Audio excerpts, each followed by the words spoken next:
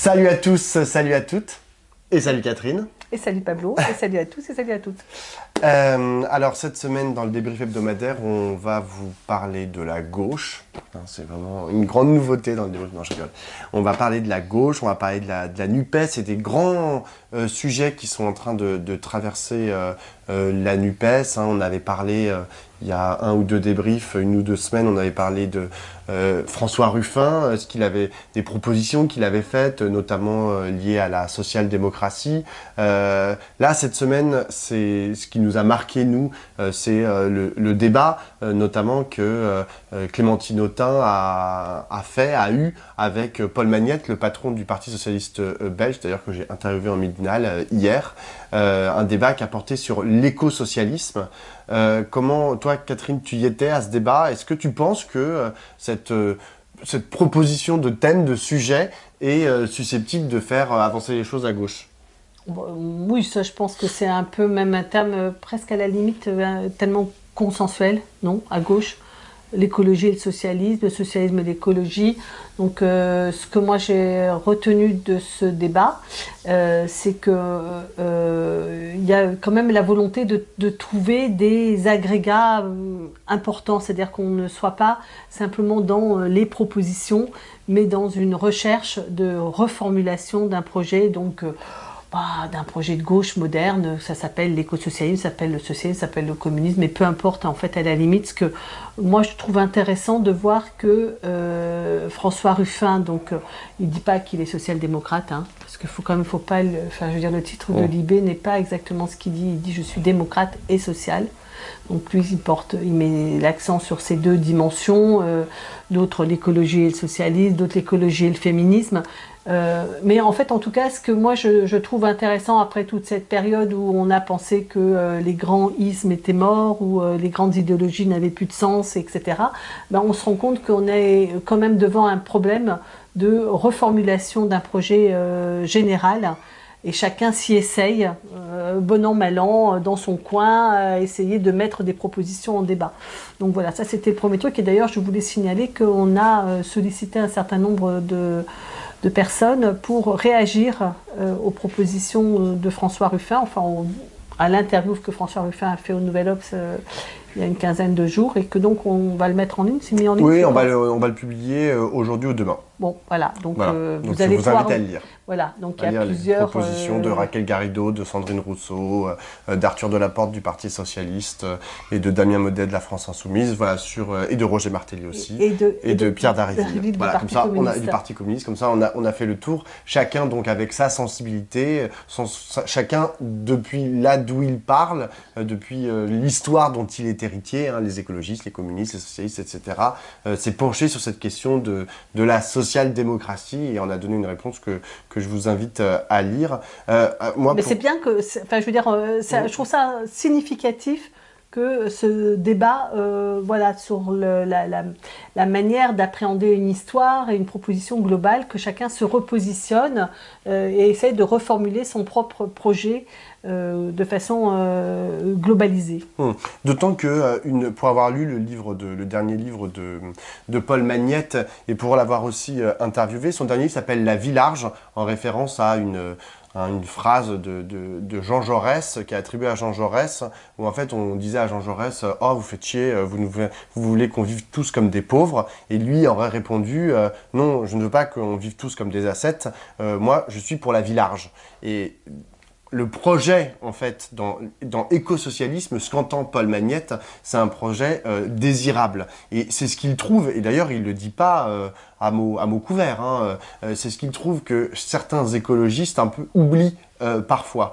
C'est de rendre désirable leur projet. C'est que une majorité de gens, donc dans sa tête, et je pense qu'il a raison, les catégories populaires doivent pouvoir se projeter en fait dans le projet qui serait le projet écosocialiste. Et parfois, trop souvent, note-t-il, ils en sont un peu exclus, ou en tout cas, il le résume très bien par une phrase, il dit parfois j'ai l'impression que le projet des écologistes, c'est de leur vendre une vie ascétique, donc une vie qui se priverait de certains plaisirs, voire de certains désirs qu'ils n'ont jamais eus. en fait, qu'ils n'ont jamais pu avoir, dont ils n'ont jamais pu jouir. Alors il dit, pour les catégories socio-professionnelles supérieures, ça va, enfin genre eux, ils en ont joui un certain temps, et ils s'en privaient à partir d'un certain temps, bah ça paraît convenable, mais pour ceux qui ne les ont jamais eus, c'est inenvisageable. Et donc ce qu'il recherche, c'est les voies et moyens en fait pour créer cet écologisme basé en fait sur la question des communs, c'est-à-dire que lui il dit non, il faut pas réfléchir au barbecue, au sapin de Noël et à tout ça c'est du pipi de chat. Et ce sur quoi il faut, et même sur la corrida, il parle de la corrida dans son interview, il dit ce sur quoi il faut tenir, il faut lutter, il faut combattre, c'est la question des mobilités, c'est-à-dire des transports en commun gratuits et écologiques, c'est la question de l'isolation thermique des bâtiments, et comme c'est ça, chiffre à l'appui, qui pèse le plus aujourd'hui dans notre dépense énergétique et qui pose le plus de problèmes, et ben avec ça on résoudra en partie le problème. Voilà, c'est sa proposition. En cela, c'est vrai qu'il est assez en différence, en divergence avec genre le projet qui est porté par certains écologistes. Alors après, il faut mettre quand même des guillemets parce que, d'ailleurs, j'en avais parlé avec Paul Magnette. Je lui ai dit, oui, il est notamment assez vent debout sur ce que propose notamment Sandrine Rousseau. Hein. Il a eu des mots dans C'est ce soir et dans la Midinale contre Sandrine Rousseau qui étaient assez musclés quand même. Sandrine Rousseau, aujourd'hui, elle est très très loin d'être majoritaire chez les Verts, hein, comme on l'a rappelé la semaine dernière. Elle a fait que 700 voix au premier tour du congrès d'Europe Écologie Les Verts. Et la tendance majoritaire, et ça c'est un peu là où le bas blesse, c'est que je ne sais pas trop où est-ce qu'elle se situe sur cette question de l'écosocialisme. Enfin, je veux dire, on a l'impression que c'est pas vraiment leur sujet. Et là, il y a un problème. C'est-à-dire que on a l'impression que le sujet aujourd'hui de Marine Tondelier et de la motion gagnante, c'est de réformer le parti, c'est-à-dire en proposant de nouveaux statuts, de nouvelles façons de prendre les décisions, etc. C'est de savoir s'ils appartiennent ou pas à la NUPES, de savoir s'ils vont faire une liste commune aux européennes. Bon, c'est des sujets, j'en doute pas, passionnants pour les gens qui font de la politique. Enfin, oui, pour le petit cœur de politiciens, voilà, mais en vrai, tout le monde s'en fout. Enfin, je suis désolé, je le dis un peu brutalement, mais c'est pas ça le sujet, en fait. Enfin, l'urgence écologique, elle est devant nous, et il faut pouvoir faire une proposition qui tienne un peu plus sa route que de dire on va réformer les statuts d'Europe Écologie Verte, même si je ne doute pas que Marine Tondelier a d'autres idées en tête. Mais ce qui a été mis en avant, entre la différence entre les différentes motions à Europe Écologie Verte, c'est ça. Et là, on a un souci. Alors, en fait, il y a une espèce de double mouvement qui est en train de se produire. C'est-à-dire qu'il y a d'une part une réflexion sur les partis de gauche, leur position entre eux à l'intérieur de la NUPES, etc. Donc ça, j'en parlerai après. Et puis, il y a cette espèce de volonté de redéfinir, au fond, un projet soit pour son espace, soit pour la gauche. Et c'est vrai que c'est de ça dont tu as pu parler avec Paul Magnette, c'est de ça dont a parlé Clémentine Autain avec Paul Magnette. Donc je ne sais pas si on a dit, c'est quand même un des leaders les plus importants du Parti Socialiste Européen aujourd'hui. Et puis c'est ça qui est à l'ordre du jour avec les interpellations de François Ruffin, de Sandrine Rousseau aussi à sa manière quand elle s'exprime, de redéfinir un cadre plus global. Je voulais juste relever dans cet ordre d'idées l'intervention de Jean Covici sur France Inter, qui est au nid dans le monde écologiste antinucléaire, hein, parce que c'est un ingénieur qui défend le nucléaire depuis très longtemps en tant qu'énergie verte, énergie décarbonée. Il ne dit pas verte, je pense qu'il dit énergie décarbonée, et puis énergie pilotable. C'est-à-dire qu'il dit, voilà, les autres énergies, il y a du vent ou il y a du soleil, on n'en est pas maître, tandis que ça, on en est maître. Donc, et il a dit une chose sur France Inter qui m'a intéressée parce que, à propos de ces arbitrages, il a dit, par exemple, moi je suis pour 4 voyages pour une vie en avion. Sans ça, il dit, moi je vais être communiste. De la part de Jean Covici, c'était assez surprenant. Il dit, je vais être communiste, c'est-à-dire que ou bien on arrive à dire ces 4 voyages pour une vie et pas plus, ou alors c'est l'argent qui décide qui a droit de voyager et comme qui a c'est pas le cas voilà, actuellement. comme c'est le cas actuellement. Et j'ai trouvé ça, je me suis dit, ça fait réfléchir et c'est une proposition qui permet de penser, il y en a d'autres, hein, cette répartition de la richesse dans lequel on assure à tous, par exemple, je pense les premiers mètres cubes d'eau gratuits et puis après on fait payer les suivants, c'est-à-dire comment on assure des moyens, l'accès à des besoins élémentaires. Alors ça peut être l'eau, mais c'est aussi les transports, le voyage, les vacances. Enfin là, il y a des choses qui sont acquis à tous, et puis au-delà, ben, c'est pas acquis à tous, et c'est même éventuellement très limité, voire interdit. Éventuellement, là, ce qu'il dit sur les 4 voyages par an, c'est ça, et c'est pas plus, parce que la planète ne peut pas le supporter. Il y a 8 milliards d'êtres humains. Si tout le monde fait 20 voyages, ben, ça va pas du tout être possible. Donc je trouve qu'il y a quand même, on a l'impression qu'il y a quelque chose qui est en train de se remettre un peu en route sur le plan de la réflexion pour le projet. Mmh. La deuxième chose, ce qui aussi, tu m'as demandé le débat chez Clémentine, avec Clémentine Autain, je voulais juste faire écho de cette discussion qu'il y a eu entre Clémentine Autain et Paul Magnette au sujet des élections européennes, où Clémentine Autain a plaidé pour une liste commune de toutes les formations de la NUP aux élections européennes, tandis que Paul Magnette émettait un fort doute sur le sujet. Et j'ai trouvé qu'au travers de cette petite discussion qui a l'air d'être microscopique et tout à fait étroite, il y avait une discussion qui était intéressante sur un point qui est un peu un point aveugle de notre affaire, c'est que la NUP, on ne sait pas ce que c'est au fond. Est-ce que la NUP, ça rassemble des formations différentes qui s'allient éventuellement et qui pas tout le temps, ou est-ce que ça a vocation à être la nouvelle gauche rassemblée? Et je trouve que ça, ce n'est pas tout à fait clair. Et alors, ce qu'a dit Clémentine, que j'ai trouvé que son argumentation était solide, hein, elle dit, bon, d'abord, si on n'arrive pas à se mettre d'accord sur l'Europe, il ne faut pas raconter qu'on va gouverner ensemble. C'est quand même un point incontournable. Deuxièmement, il ne faut pas exagérer nos désaccords. Troisièmement, si on n'y parvient pas, ça ne sera pas non plus la fin des haricots, ça ne voudrait pas dire que c'est la fin du monde et que la NUP est morte.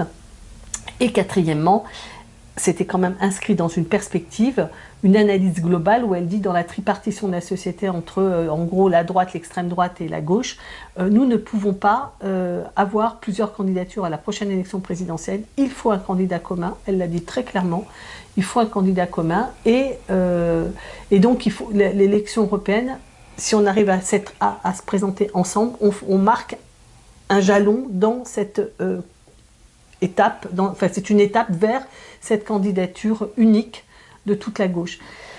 Et je me suis dit que c'était une question qui était assez importante à discuter, parce que d'abord, ce que je veux dire, c'est qu'il y a la question circonstancielle, le danger de l'extrême droite, et la question de la réflexion profonde sur le pluralisme à gauche. C'est-à-dire que, par exemple, il a beaucoup été interprété que le vote des écolos, alors on a dit que c'était quand même assez marginal, hein, 5700 votants, c'est pas beaucoup, quoi.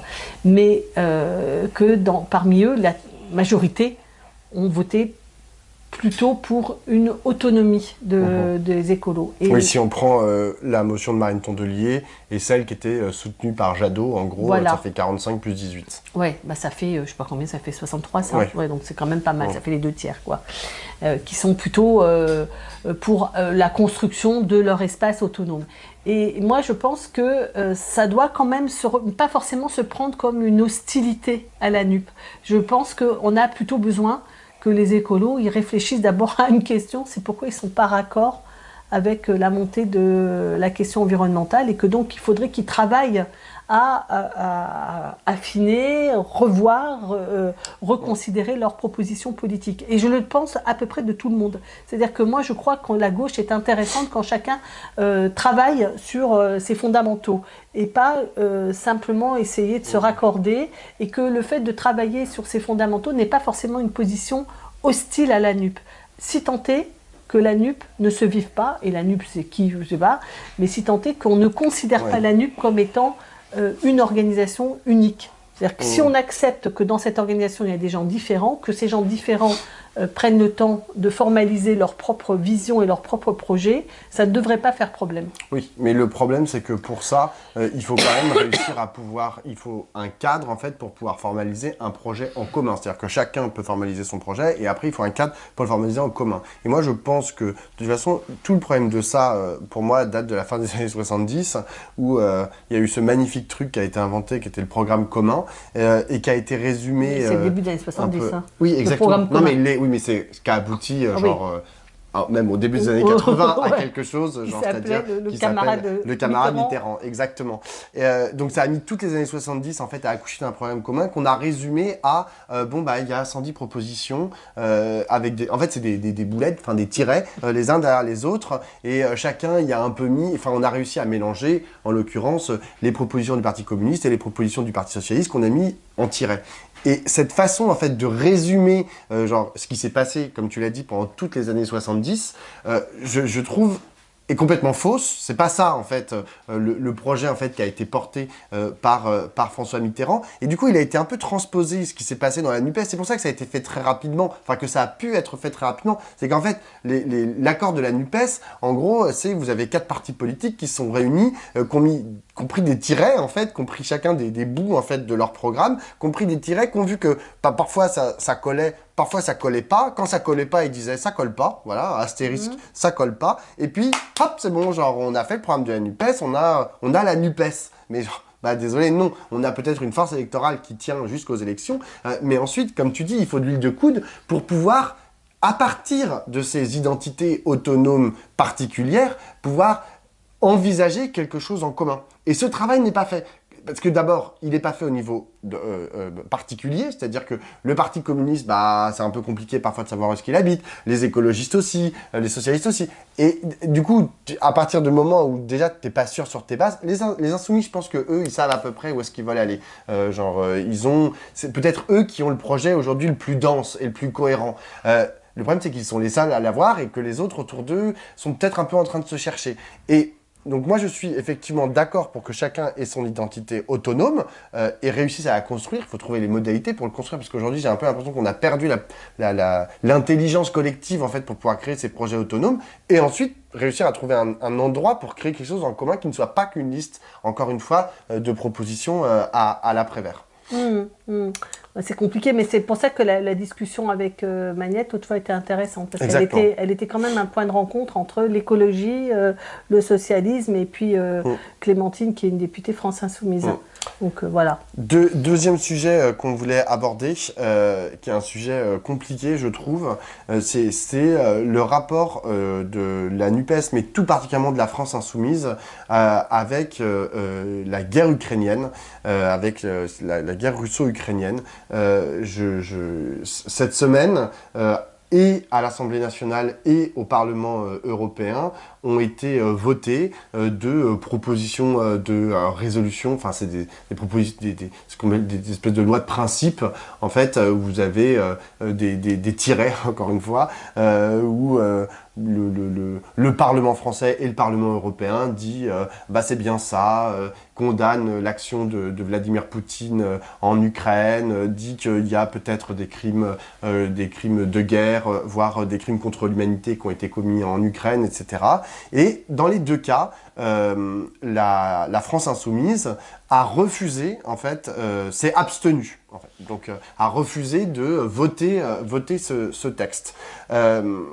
Ça a été interprété par la droite immédiatement en disant « Ah voilà, les Insoumis, exactement comme de façon parallèle au Rassemblement national, à l'extrême droite, s'abstiennent ». Parce que là, c'est vrai qu'il y avait un vrai parallélisme. C'est les seuls groupes qui se sont abstenus dans l'Assemblée nationale. Et le jeu politique fait qu'ils les ont dénoncés en disant « Vous êtes pareil ». Je ne le pense pas. En revanche, c'est vrai que je trouve, j'ai l'intime conviction qu'il y a un problème de communication à l'égard, dans le rapport, en fait, dans le positionnement par rapport à cette guerre et dans le positionnement par rapport aux autres, en fait, dans cette guerre. C'est vrai que la proposition de résolution du Parlement, on l'a lu avec Catherine, elle est particulièrement agressive, particulièrement belliciste.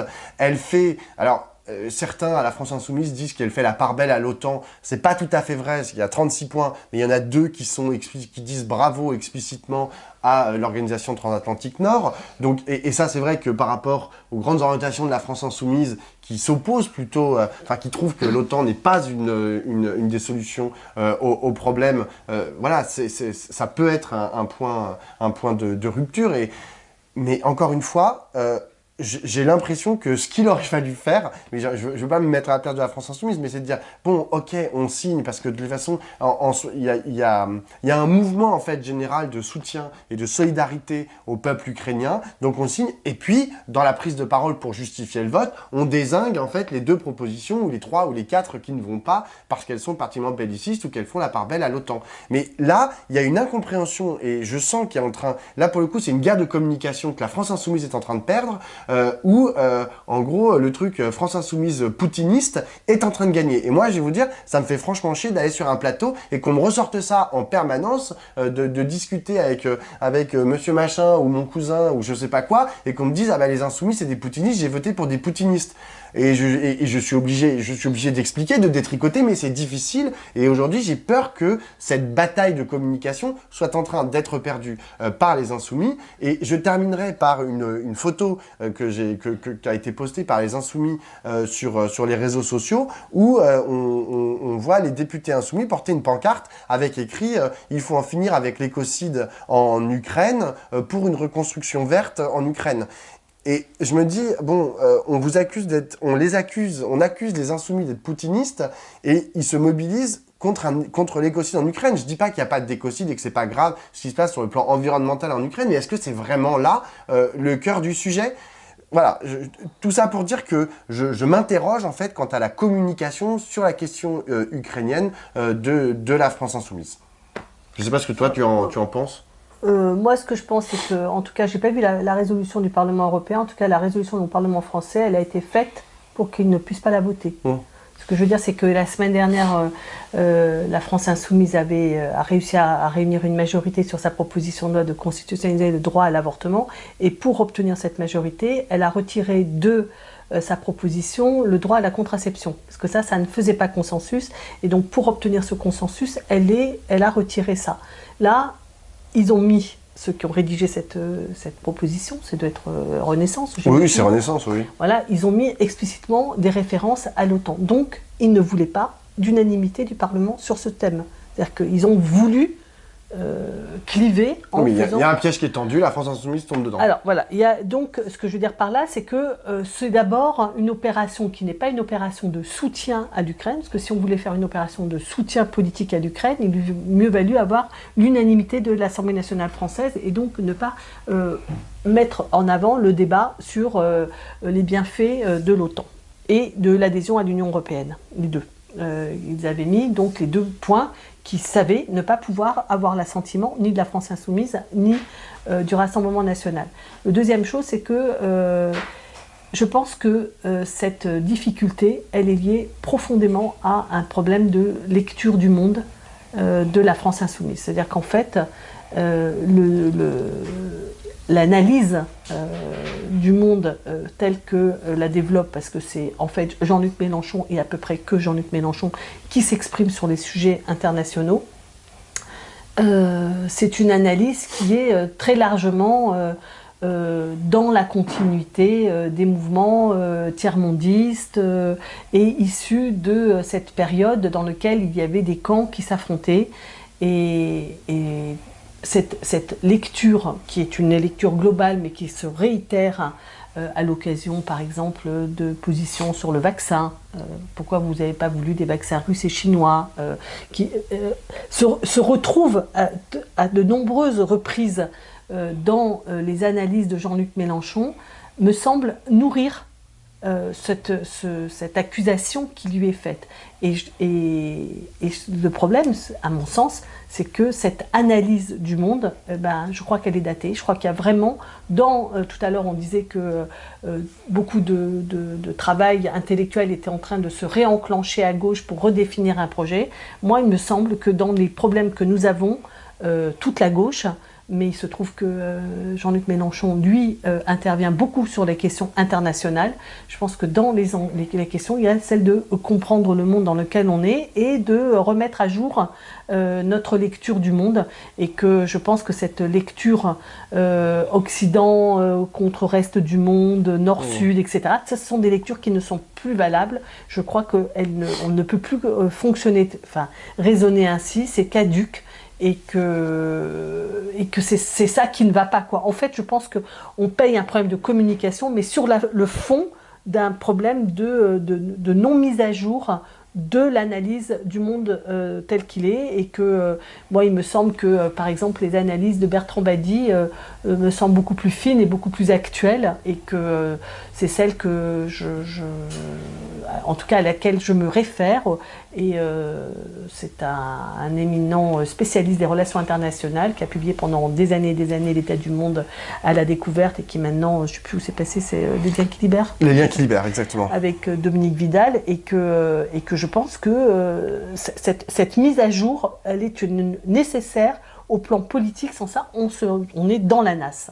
Et que ça nous pèse, c'est pas qu'une question abstraite, intellectuelle, hein, ça pèse politiquement, et là on est en train de le voir à propos de l'Ukraine. Bien sûr, et juste pour clore là-dessus, moi quand j'entends pas forcément des responsables politiques, mais aussi et des experts nous expliquer, c'était notamment au début de la guerre et de l'invasion russe en Ukraine, qui nous expliquait avec un grand romantisme, pourquoi les peuples français, enfin le peuple français était très proche du peuple russe, etc., et qu'on avait des liens vraiment inaliénables depuis tellement longtemps, et on se ressemblait tellement, etc. Et ne pas imaginer en fait que au fond de soi, tout le monde sent bien qu'on est beaucoup plus proche des Américains que des Russes. C'est-à-dire que naturellement, dans notre mode de vie, parce qu'on consomme, enfin je veux dire, le Coca-Cola, le McDonald's, le cinéma, enfin je veux dire, on a un lien en fait avec les États-Unis, sûrement issu du plan Marshall, voire avant, et aussi de la force et de la puissance de l'impérialisme américain et du soft power américain sur l'ensemble de la planète, mais qui fait que naturellement, franchement, s'il faut choisir un camp entre Poutine et Biden, franchement c'est vite vu, hein. Je ne sais pas qui va choisir d'aller en Russie plutôt qu'aux États-Unis. Donc il faut aussi avoir ça en tête en fait, et ne pas dire d'une part c'est pareil, les deux, on va se mettre à équidistance entre les deux, ou pire, de dire bah non, Biden, parfois il vaut mieux choisir Poutine. Bah non, je suis désolé, dans la France de 2022, je pense qu'il y a très peu de gens qui feraient le choix de Poutine plutôt que de Biden, voilà, ou de la Russie plutôt que des États-Unis. Dernière question. Dont tu voulais parler, les LR. Tu voulais nous parler des LR qui vont voter ce week-end. Non, en fait, je voulais pas seulement parler des LR, je voulais parler de ce côté un peu bizarre des partis politiques qui ne sont pas raccord avec leur potentiel électoral. C'est-à-dire que tout à l'heure, on a parlé des écolos, et c'est quand même assez sidérant de voir qu'il y a 11 000 adhérents à Europe Écologie Les Verts et Les Vertes, ce qui est quand même très très peu. Dans un moment où cette question environnementale elle est majeure dans toute la société, et particulièrement à gauche, qu'elle devient même le ciment de toute la gauche, mais ELV n'a pas réussi à prendre sa place dans cet espace et à faire une proposition, et même pire que ça, je pense. Hein. Je pense même qu'ils sont éclatés par les activistes. La jeunesse, elle est en dehors. Et elle est même plus proche de la France insoumise que de LV, même si on en croit, par exemple, comment elle s'appelle Alma Dufour. Alma Dufour, qui a animé les marches pour le climat et qui est devenue une députée LFI. Donc, il y a quelque chose, il y a une disjonction complète entre ELV et la préoccupation qui devient la première préoccupation. Mais on a la même chose à droite. C'est-à-dire qu'on a une société française qui, en l'état, et sans doute parce que la gauche est dans l'état où elle est, c'est-à-dire à devoir reconstruire son projet global, sa proposition politique, son regard sur le monde, etc., etc. En tout cas, à l'instant T, on a une société qui tend à reprendre les idées de droite, notamment d'ordre, etc., inégalitaire et tout ça, mais on a aussi une société de droite qui est plutôt demandeuse d'un État protecteur, de services publics, etc. Ces idées-là sont majoritaires à droite, sont Par exemple, les électeurs de gauche comme de droite sont contre la réforme des retraites, sont contre l'affaiblissement des services publics. Or, les zigomards qui se présentent à la direction de LR ne sont pas sur cette position, pas du tout. Le seul qui est un petit peu comme ça, là, c'est Pradier, mais de toute façon, il n'est pas dans le jeu. Par contre, que ce soit Retailleau ou que ce soit Ciotti, ils sont plutôt sur un axe très très dur sur le plan régalien, on en a parlé la semaine dernière, mais aussi sur le plan économique très libéral. Et donc, en fait, ils sont pas du tout en phase avec leur société de droite, quoi. Donc c'est quand même bizarre cette histoire d'avoir ces deux grands partis, enfin ces deux grandes idées, pas partis, ces deux grandes idées qui ne trouvent pas de traduction dans les partis politiques. Alors moi j'ai une théorie là-dessus. La théorie est la suivante, c'est que ces partis, mais d'ailleurs tous les partis politiques sont devenus des partis d'avant-garde. C'est-à-dire que... Et pourquoi est-ce que sont devenus... C'est-à-dire, par avant-garde, j'entends non homogène avec la société, comme tu viens très bien de le décrire. Et pourquoi elles sont devenues ça? Parce qu'elles n'ont plus vocation à être des partis de masse. Ils n'ont plus vocation, ces partis, à être des partis de masse. Et l'endroit en fait où ils font de la politique, ce sont principalement sur les réseaux sociaux et dans les médias. Or, comment est-ce qu'un homme politique se définit sur un réseau social ou dans un média? C'est par son audience. Et comment est-ce qu'il génère son audience sur les réseaux sociaux ou dans les médias? C'est en ayant une position la plus radicale possible. Et que ça soit sur le côté gauche, du côté écolo, ou du côté de la droite et de l'extrême droite. Donc en fait, tu as une course en fait à la polarisation au nom du nombre de vues, parce que en vrai, les gros salauds sur Twitter, comme genre les plus totaux communistes, genre les plus intransigeants, etc., sont ceux qui sur Twitter ont le plus plus tu dis des trucs énormes, genre sur Twitter, que dans un sens comme dans l'autre, encore une fois, c'est là que tu vas générer du clic et du retweet, et quand tu vas insulter, quand tu vas... Et en fait, aujourd'hui, on a ça, c'est-à-dire que, oui, chez les écolos, il faut dire qu'il faut, je sais pas moi, fermer les crèches parce qu'il faut moins de démographie, ou dire, genre, je sais pas quoi, qu'il faut arrêter le barbecue, ou ou du côté de la droite, si tu essayes de constituer en fait un parti qui est homogène à la société, qui réfléchit, mais du coup, être dans la nuance et genre dans la réflexion et dans la profondeur en fait de ce que tu peux proposer, mais tu vas pas exister, on va pas t'inviter sur BFM ou sur CNews, ça va pas du tout les intéresser. Tu vas faire aucun clic, aucun like, aucune vue sur ton compte Twitter. Et donc, nécessairement, du coup, tu as une polarisation. Parce que Ciotti, moi je vois bien les tweets qu'il fait, les tweets les plus retweetés d'Éric Ciotti, c'est quand il dit les choses les plus abominables sur l'immigration. Et donc lui, il se dit « Ah très bien, je dis un truc absolument horrible qui est pire que Zemmour sur l'immigration, et puis j'ai 1 million de retweets. Je vais recommencer. » Et le lendemain, il recommence. Et du coup, se constitue là un corpus idéologique qui est dégueulasse. Et d'un autre côté, mais c'est un peu mieux parce que c'est quand même à gauche, mais c'est la même chose à gauche. Et du coup, c'est à mon sens... Tant que les partis politiques n'auront plus vocation ou pas vocation à devenir des partis de masse, c'est-à-dire, et de masse, je dis pas qu'il faut 1 million d'adhérents ou je sais pas quoi, mais au moins chercher à être homogène avec la société, alors on aura exactement ce que tu décris. Oui, je suis d'accord avec toi que c'est vrai que cette inflation médiatique de tous les réseaux sociaux pollue le débat, mais il y a quand même une expérience grandeur nature là qui vient de se vivre entre Marine Le Pen et puis Zemmour. Zemmour était le roi du scandale, du retweet, de l'audience, des meetings pleins, etc. Marine Le Pen, elle se faisait ses petits meetings à 7700 participants dans les petites villes, etc., les petits marchés, les selfies et tout ça. Et elle l'a battu à plat de couture. Il a quand même fait 7% en venant de nulle part. Je suis d'accord. C'est pas négligeable. Ouais, non mais attends, première chose, et deuxième chose, t'as raison. Ça marche quand même, les vieux partis. Enfin, pas les vieux partis, mais une autre façon de faire de la politique. Moi, j'aimerais bien qu'ils en fassent comme ça, plutôt que genre les putaclics. C'est juste pour te dire que je pense qu'on devrait réfléchir à ça. C'est-à-dire qu'en fait, le truc, c'est que j'ai encore entendu Bardella ce matin, mais nom de Dieu, ce mec, c'est un extraterrestre, quoi. T'as vu, il a 27 ans, la maturité intellectuelle qu'il a, mais il est porté par un parti, et avec un parti dans lequel ça a un tout petit peu bossé. Et j'ai l'impression, moi, que Marine Le Pen, elle a taffé dans tout un tas de sphères, alors que Zemmour, il était mono-axé sur le grand remplacement. Et que du coup, elle a un socle intellectuel qui lui permet à Bardella de ne pas faire du scandale, mais de tenir la route pour dire ses propos, sa ligne d'extrême droite, quoi. Mais d'ailleurs, ce que tu dis, c'est on parlait des Verts et des LR.